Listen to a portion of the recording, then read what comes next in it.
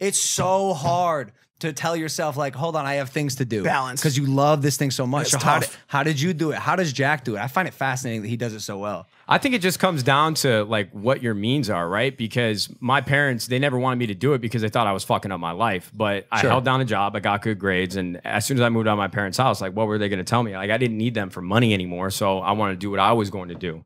But I knew deep down that I had the financial position to give it a shot for at least a year or two. And if I don't make any money from it, then I go back to the traditional route. So when you talk about that situation, I feel like kids nowadays that, you know, have that aspirational goal, I want to be Ninja, I want to be Shroud, I want to be Dr. Disrespect, I want to be Tim.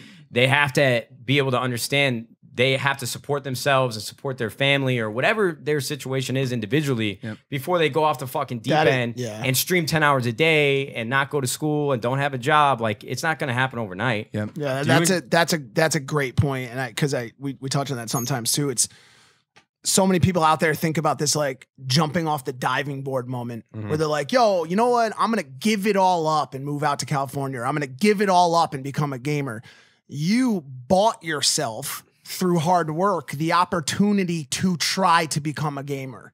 Do you understand what I'm saying? Like absolutely. you showed up to a point where you gave yourself a safety net or a layer of you know, financial freedom that allowed you that chance at it. And so, and I always talk about that. Make sure that you are set up for both success in your next pursuit, but also for failure. If your next pursuit doesn't work out, have your fallback, have your main job, or have that money that's going to get you through that period. I think there's too many people out there that look at an opportunity like professional gaming as like a pipe dream chance that they're just going to take. Yeah, it's, you know, that itself is dangerous because there's a lot of people that are just, I quit everything. Like, they'll send me tweets, hey, I quit everything. I bought like the setup. I'm streaming 10 hours a day. How do I get there? I was going to ask, brother, what are you doing? How many times do people reach out and they tell you their goals and they're lofty as fuck, and you in your mind deep down you go, yo, that was dumb. This kid is fucked. Yeah, it was. It has to happen. Well, not the goals. You got to have your shit straight. But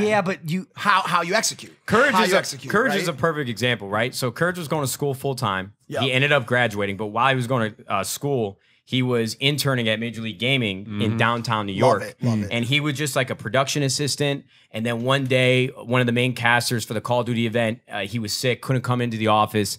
And then they were looking around, like, what do we do? He's like, I think I could do it.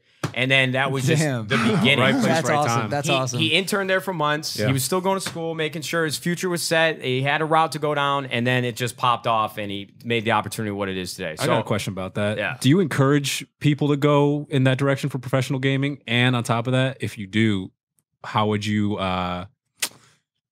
what would you recommend for someone trying to get into that world? I really believe that it's some astronomical odds to now get to the point where you could be like a top like 25 player in any game. Absolutely. Yeah. I mean, but it's possible. It is possible. Yeah. Like Tfue is a perfect example too. He was one of the best H1Z1 players, and he wasn't followed by anybody. Nobody watched him.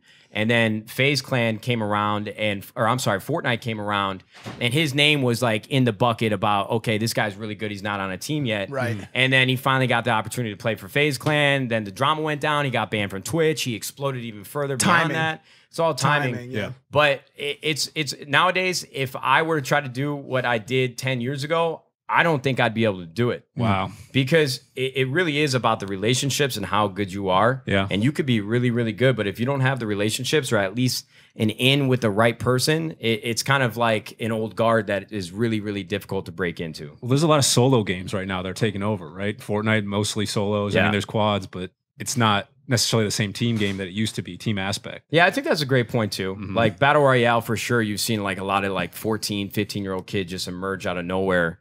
But Nasty. I think that's like the qualifiers that Fortnite has had and the events that they've thrown.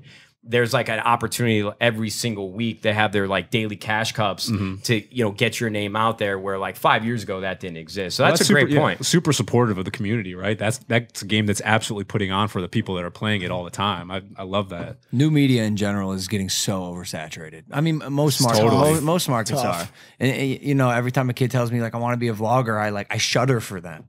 Or I'm sure when you like, I want to be a professional gamer. It's so fucking It's hard. like the, now. You it's have like the to make NBA. sure. Serious.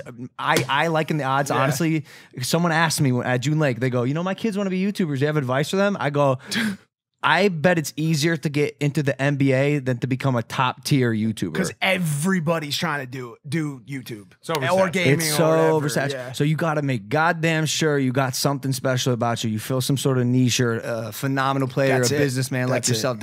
You gotta, like I said, you gotta have the it factor. I completely agree Yeah, with that's you, man. great.